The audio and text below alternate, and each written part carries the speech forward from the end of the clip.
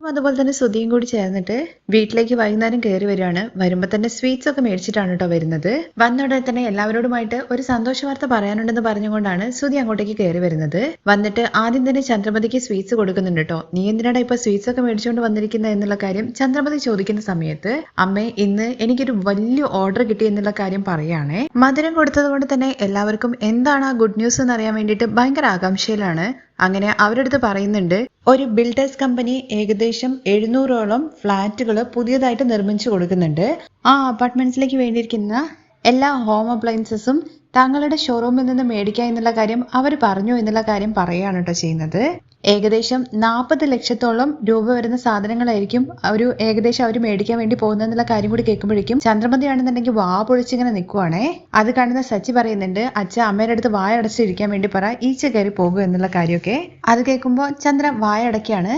തുടർന്ന് ശ്രുതിയെ പൊക്കി അടിക്കുകയാണ് ഇവിടെ ചെയ്യുന്നത്. എനിക്കറിയാടാ നിന്റെ കഴിവിനനുസരിച്ചിട്ട് നിനക്ക് ഇത്രയും വലിയ ഓർഡറുകൾ വരുന്നു, നീയായിരിക്കുമല്ലോ ഇത് സംസാരിച്ചിട്ട് എല്ലാം ഉറപ്പിച്ചിട്ടുണ്ടാവുക എന്നുള്ള കാര്യങ്ങളെ കുറിച്ചൊക്കെ ശ്രുതിയുടെ അടുത്ത് ചോദിക്കുന്ന സമയത്ത് ശ്രുതി പറയുന്നത്, അല്ല അമ്മേ ഞാനല്ല, ശ്രുതിയാണ് ഇതിനെക്കുറിച്ച് എല്ലാം സംസാരിച്ചത് എന്നുള്ള കാര്യമാണ് കേട്ടോ. ശ്രുതിക്കും അറിയില്ല ഈ ഓർഡർ നമ്മുടെ ശ്രുതിക്ക് രേവതിയാണ് കൊടുത്തത് എന്നുള്ള കാര്യം കേട്ടോ. അങ്ങനെ ശ്രുതിയെ പൊക്കി അടിക്കുന്ന സമയത്ത് ശ്രുതിയും പറയുന്നുണ്ട്, അതെ ആന്റി എനിക്കാണ് ഈ ഓർഡർ കിട്ടിയത്, ഞാൻ പോയിട്ട് അവരുടെ അടുത്ത് സംസാരിച്ചപ്പോഴാണ് അവര് ഓക്കെ പറഞ്ഞതെന്നുള്ള കാര്യങ്ങളെ കുറിച്ചൊക്കെ പറയുമ്പോൾ ചന്ദ്രയ്ക്ക് അത്ര വലിയൊരു തൃപ്തി തോന്നുന്നില്ല. കാരണം സ്വന്തം മകൻ ചെയ്യാണെന്നുള്ള കാര്യം കേൾക്കുമ്പോൾ മാത്രമേ ചന്ദ്രമതിക്ക് എത്ര സുഖമുള്ളൂ. ഒന്നാമത് ഇപ്പൊ ശ്രുതിയുടെ അത്യാവശ്യം കാര്യങ്ങളൊക്കെ അറിഞ്ഞതുകൊണ്ട് തന്നെ ശ്രുതിയെ അത്ര വലിയ താല്പര്യമൊന്നുമില്ല കേട്ടോ. ആന്റി എന്തായാലും ഞാൻ കാരണം ബിസിനസ്സിൽ വലിയൊരു വളർച്ച ഉണ്ടാവാൻ വേണ്ടി പോകുന്നത് ആന്റി എപ്പോഴും പറയാറുണ്ടല്ലോ, ഞാൻ കാരണം ബിസിനസ് തകരും എന്നുള്ള കാര്യങ്ങളെ കുറിച്ചെന്നൊക്കെ പറഞ്ഞിട്ട് ശ്രുതി ഭയങ്കരമായിട്ട് പൊക്കി അടിച്ചുകൊണ്ടിരിക്കുകയാണ് കേട്ടോ.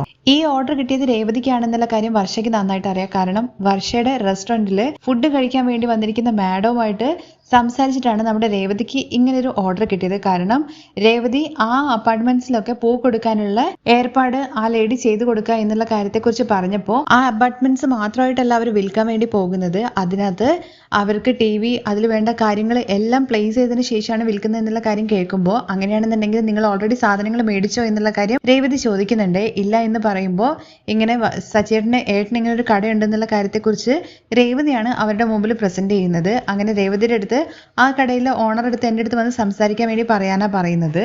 രേവതി കൊണ്ടുവന്നിട്ട് ആ എഞ്ചിനീയറുടെ കാർഡ് കൊടുക്കുമ്പോഴാണ് ശ്രുതി അവരുമായിട്ട് പോയി സംസാരിച്ചതിന് ശേഷം ഈ ഡീലർഷിപ്പ് ഓക്കെ ചെയ്യുന്നത്. പക്ഷെ ഈ കാര്യങ്ങളെ കുറിച്ച് ശ്രുതി ആരടുത്തും പറയുന്നില്ല, എന്തിന് ശ്രുതിയുടെ അടുത്ത് പോലും പറയുന്നില്ല. അങ്ങനെ ഈ ബിസിനസ് മേടിച്ചു കൊടുത്തത് രേവതിയാണെന്നുള്ള കാര്യം അറിയാവുന്നത് കൊണ്ട് തന്നെ ശ്രുതി സ്വയം പുകഴ്ത്തുന്നത് എല്ലാവരുടെ മുമ്പിൽ വലിയ ആളാൻ വേണ്ടി ശ്രമിക്കുന്നതൊന്നും നമ്മുടെ വർഷയ്ക്ക് അത്ര ഇഷ്ടപ്പെടുന്നില്ല കേട്ടോ. അങ്ങനെ എല്ലാവരുടെ മുമ്പിൽ വെച്ചിട്ട് വർഷ പറയുന്നുണ്ട്, ശ്രുതി ചേച്ചി മതി നിങ്ങൾ ഇങ്ങനെ പൊങ്ങച്ചം പറഞ്ഞത്, എന്താ വർഷ നിന്റെ പ്രശ്നം, ഈ ഓർഡർ ഞാൻ പോയി പിടിച്ചോണ്ട് വന്നതാണോ നിന്റെ പ്രശ്നം എന്നുള്ള കാര്യം ചോദിക്കുമ്പോൾ എങ്ങനെ ആരെ പിടിച്ചോണ്ട് വന്നു എന്നുള്ള കാര്യത്തെക്കുറിച്ചാണ് ശ്രുതി ചേച്ചി പറയുന്നത്.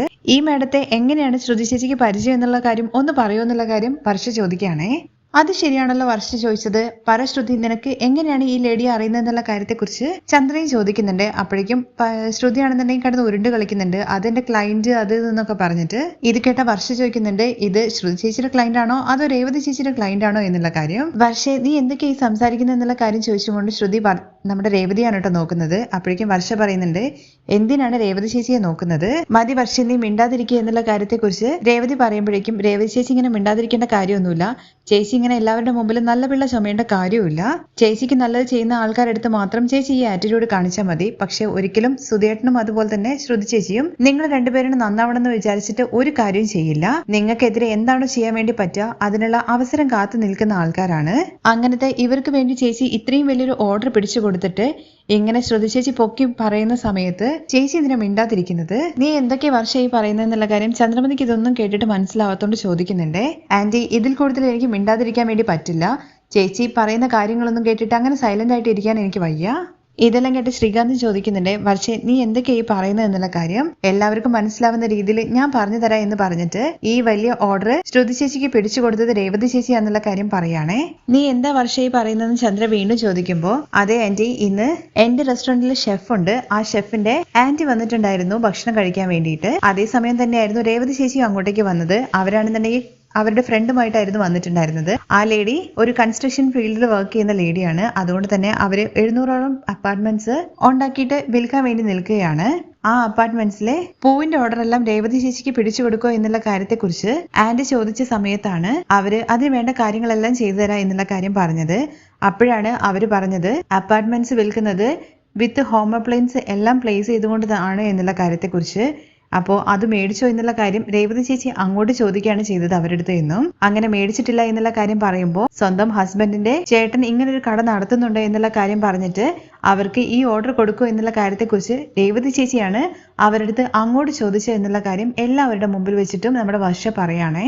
രേവതി ചേച്ചിക്ക് തന്നെ ഈ ഓർഡർ കിട്ടാനുള്ള ഒരേ ഒരു കാരണം എന്ന് പറഞ്ഞു കഴിഞ്ഞാൽ സച്ചിയേട്ടനെ കുറിച്ചും രേവതി ചേച്ചിയെ കുറിച്ചിട്ടും അവർക്ക് നന്നായിട്ട് അറിയാവുന്നത് കൊണ്ടാണ് പൂവിന്റെ ഓർഡർ രേവതി ചേച്ചി കൊടുക്കുക എന്നുള്ള കാര്യം പറഞ്ഞത്. ആ സമയത്ത് ചേച്ചിയാണ് അങ്ങോട്ടേക്ക് അവരുടെ അടുത്ത് ചോദിച്ചിട്ട് ഈ ഓർഡർ മേടിച്ചത്. ഇതിനെക്കുറിച്ച് രേവതി ചേച്ചി അവരുടെ അടുത്ത് ചോദിച്ച സമയത്ത് ഞാൻ ചേച്ചിയെ മാറ്റി നിർത്തി ചോദിച്ചിട്ടുണ്ടായിരുന്നു. എപ്പം നോക്കിക്കഴിഞ്ഞു കഴിഞ്ഞാലും ശ്രുതി ചേച്ചിയും അതുപോലെ തന്നെ സുധിയേട്ടനും രേവതി ചേച്ചിക്കും സച്ചിയേട്ടനും നല്ലത് വരണം എന്നുള്ള രീതിയിൽ ഒരു കാര്യവും ചെയ്തിട്ടില്ല.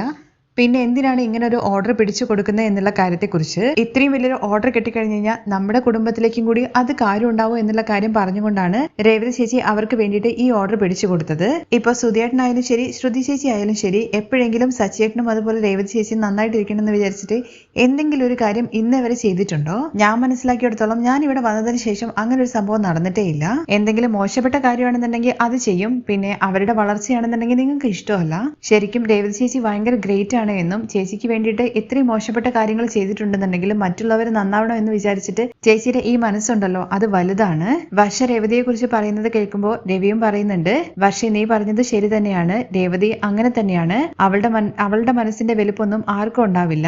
അവളും അവൾ ചുറ്റിയിരിക്കുന്ന ആൾക്കാരും എല്ലാവരും നന്നായിട്ടിരിക്കണം എന്ന് മാത്രമേ അവൾ എപ്പോഴും ആഗ്രഹിക്കുള്ളൂ. ഇത് കേട്ട ഉടനെ സച്ചിയും പറയുന്നുണ്ട്, അവളുടെ ഈ നന്മയാണ് പലരും അവളുടെ തല കയറി നിരങ്ങുന്നെന്നുള്ള കാര്യം ചന്ദ്രയെ നോക്കി പറയുകയാണേ. അപ്പോഴേക്കും ചന്ദ്ര ആകെ എന്തോ പോലെ ആവുന്നുണ്ട്. പക്ഷെ അത് കഴിഞ്ഞിട്ട് ചന്ദ്ര ശ്രുതിയുടെ അടുത്ത് ചോദിക്കുന്നുണ്ട്, എന്താ ശ്രുതി നിന്റെ വായിന്ന് ഒരിക്കലും സത്യം എന്ന് പറയുന്ന കാര്യം വരില്ലേ? എപ്പം നോക്കിക്കഴിഞ്ഞാലും നിനക്ക് കള്ളം പറയാൻ മാത്രമേ അറിയുള്ളൂ. രേവതി അവൾക്കൊരു ഓർഡർ കിട്ടിയപ്പോൾ അതിന്റെ കൂടെ നിനക്കും കൂടി കിട്ടിക്കോട്ടെ എന്ന് വിചാരിച്ചിട്ട് ഒരു കാര്യം ചെയ്ത സമയത്ത് നീയാണെന്നുണ്ടെങ്കിൽ നീയാണ് ചെയ്തത്, നീയാണ് ആക്കിയത്, അത് ഇതെന്ന് പറഞ്ഞിട്ട് നീ നന്നായിട്ട് പുകഴ്ത്തുന്നുണ്ടായിരുന്നല്ലോ നിന്നെ. നിനക്ക് എങ്ങനെ ശ്രുതി ഇങ്ങനെയും കള്ളത്തരം പറയാൻ വേണ്ടി പറ്റുന്നത്? എന്നാൽ ഇതെല്ലാം കേട്ട ശ്രുതിയാണെന്നുണ്ടെങ്കിൽ ശ്രുതിയുടെ അടുത്ത് ചോദിക്കുന്നുണ്ട്, നീ എന്തിനാ ശ്രുതി ഈ ഓർഡർ എടുക്കാൻ വേണ്ടി പോയത്? അവരൊന്നും ഓർഡർ തരുന്നത് അത്ര കറക്റ്റ് ഒന്നും ആയിരിക്കില്ല എന്നുള്ള കാര്യം പറയാണേ. ഇത് കേട്ട ഉടനെ സച്ചിയാണെന്നുണ്ടെങ്കിൽ സുധീരുടെ അടുത്ത് ചോദിക്കുന്നുണ്ട് കേട്ടോ, നീ എന്തൊരു പൊട്ടനാടാ, ഇത്രയും വലിയ ഓർഡർ പിടിച്ചു തന്നിട്ട് നീ എന്ത് സംസാരമായി പറയുന്നത്? നിനക്ക് ഈ ഓർഡർ എടുക്കാൻ വേണ്ടി പറ്റില്ലെങ്കിൽ വിട്ടേക്ക്, ഞങ്ങൾക്ക് അറിയുന്ന വേറെ ഷോപ്പിലുള്ള ആൾക്കാരുണ്ട്, അതും എന്റെ സ്ഥിരമായിട്ട് വരുന്ന ഒരു ക്ലയന്റ്, അവർക്ക് ഞാൻ ഈ ഓർഡർ കൊടുത്തോളാം എന്നുള്ള കാര്യം സച്ചി പറയുന്നുണ്ട്. അത് മാത്രമല്ല രേവതി ചേച്ചിയെ കുറിച്ചിട്ട് അവർ വേറൊരു കാര്യം കൂടി പറഞ്ഞു, ഒരുപാട് ആൾക്കാർ മറ്റ് ക്ലയൻസിന് കൊടുക്കുകയും അവർ കമ്മീഷൻ മേടിക്കാൻ വേണ്ടി ശ്രമിക്കുകയും ചെയ്യും. പക്ഷേ രേവതി ചേച്ചിയുടെ സത്യസന്ധത അവർക്ക് വളരെ ഇഷ്ടപ്പെടുകയും ചേച്ചി പണത്തിന് വേണ്ടിയിട്ടൊന്നുമല്ല ഇങ്ങനെ ചെയ്യുന്നതെന്നുള്ള കാര്യം മനസ്സിലാക്കിക്കൊണ്ട് തന്നെയാണ് ഈ ഓർഡർ ഇവർക്ക് കൊടുക്കുക എന്നുള്ള കാര്യം അവർ സമ്മതിച്ചത്. അങ്ങനെ എല്ലാവരുടെ മുമ്പിലും ശ്രുതി ഭയങ്കരമായിട്ട് മോശപ്പെട്ട ഒരാളെ പോലെ ആയല്ലോ.